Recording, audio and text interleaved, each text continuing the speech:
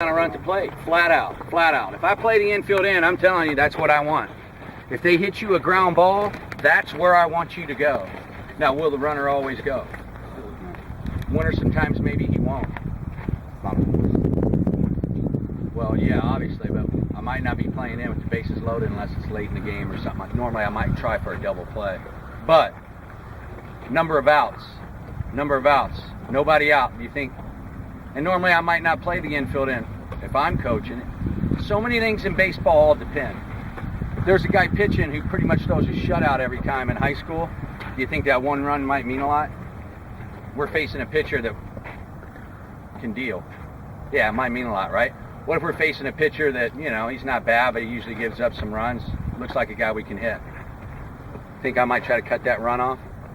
Probably not. I feel like we're going to score some runs, right? Point being, though, if I play the infield in, if you're playing on a team that does, that's who we want.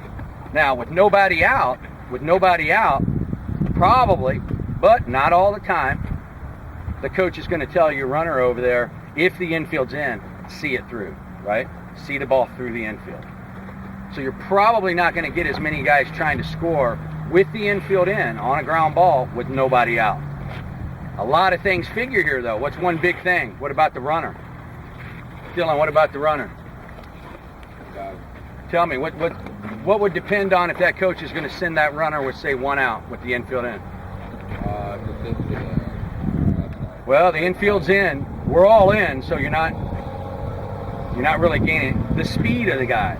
If the guy can really run, if where's Ricky at? You can really run, can't you, Ricky? I might be more apt to send you if you can really run. Now, if it's a guy that don't really run well, I might say, hey, make it be through, right?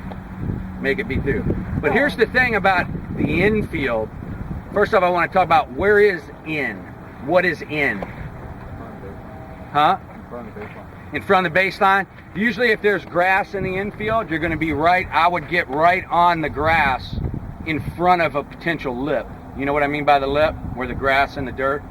So I would just be inside that lip. I wouldn't set up right on that lip. So both my feet would be on the outer edge of the grass. But what about a field like this, where you don't have the grass cut?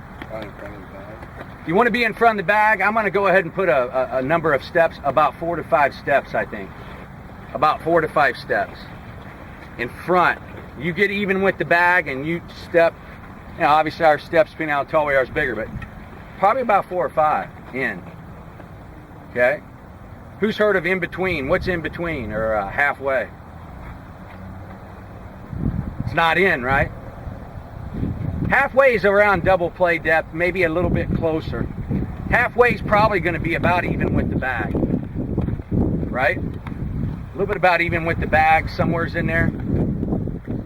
Maybe a little bit shallower, a couple of steps further in than regular double play. People will use that occasionally.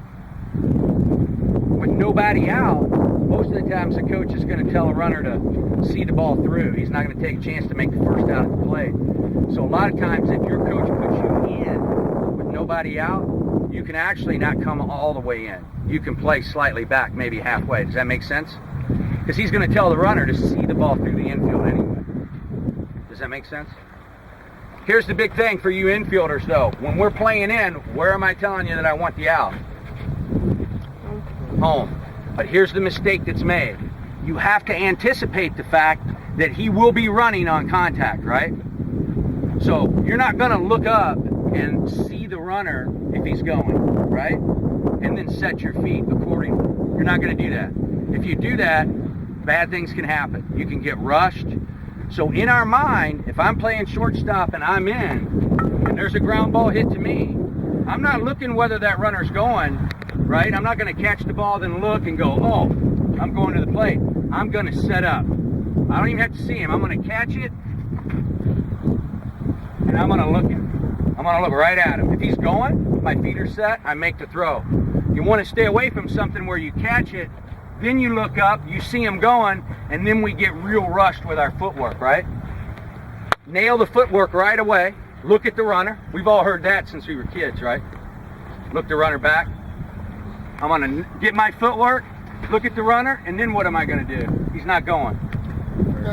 Yeah, then I'm going to take my time, Boom, good firm throw over there, right? What would cause me maybe to trap this guy in a rundown? He got too far, right? I'm definitely going to make sure I look him back. What happens if he comes off and just stands there and looks at you? He's pretty far off the back. Right at him. Probably go at him, probably get him in a rundown, right? But I'm definitely going to set my feet, pick him up. In my mind, I think he's scoring. When the ball's hit, in my mind, I'm conditioned. I'm gonna set up and throw the plate, but I just got to see him, right? Don't try to make that happen while it's happening, while the play's happening. Don't already precondition your mind that I'm going there. Because if you don't, I promise you, you'll get rushed. You'll get rushed, especially if I don't think he's gonna go, right? Now, if I put you in, I'm saying he's probably gonna go, right? So you got to put it in your mind. Ball's hit to me, I'm going. He's going. And then you just watch the play. Does that make sense? Okay.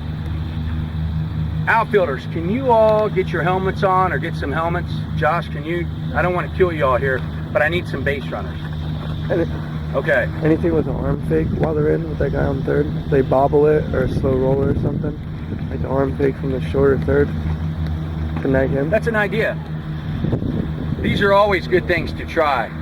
Let's say there's a ground ball hit to me and the infield's in, and I don't come up with it, okay? It bounces off me, goes here, okay? This guy holds up because he didn't see the ball through the infield, okay? You gotta be pretty athletic here, but if you feel like you can't get the runner at first, there's always a chance you can pick the ball up, give a good arm fake, and see if this guy will break. When's a great time for that, by the way? I'm gonna get into something else. When's a great time for a shortstop to fake and look to third? You got it. If there's runners on first and second, all right, the runner on second is going to be headed to third. There's a ground ball hit. Most of the time I did it when it was hit to first because that's a pretty hard turn, right? First baseman got me the ball, but I can see that I'm not going to turn a double play, right? The runner's going to be safe, what have you. The ball wouldn't hit hard enough. That's a great time to fake, spin, and see if that runner from second goes past third real aggressively down the line. Does that make sense? And sometimes they will. I know with my runners, when there's 2 outs or when there's 1 out and a potential double play to end the inning, a lot of times I'll just keep my runner moving. Because if there's a close play at first or there's a ball in the dirt, he's going to score. And I'll take that chance. Especially with 2 outs, let's say, right? With 2 outs, runner on second, ground ball to short, you kick it a little bit. You come up with it, there's no play at third, I'm probably going to be sending my guy hard thinking you're going to make a throw. And if you get him, it's the 3rd out, right? Inning's over, I'm going to take a chance. Sometimes you surprise a lot of people. That's why you really got to be heads up. With 2 outs and runners on second going around third, you got to be ready. Sometimes they'll take that extra base. That's a great time. You hit it, Newmeyer. That's a great time to fake. Runners on first and second. You don't got a double play. It may be a ground ball to second, and we're turning 2, but the runner's up in you. Give a good hard fake turn. Look at third base. Sometimes the guy comes around real hard. We can throw in behind him. Good. Shut that off for me.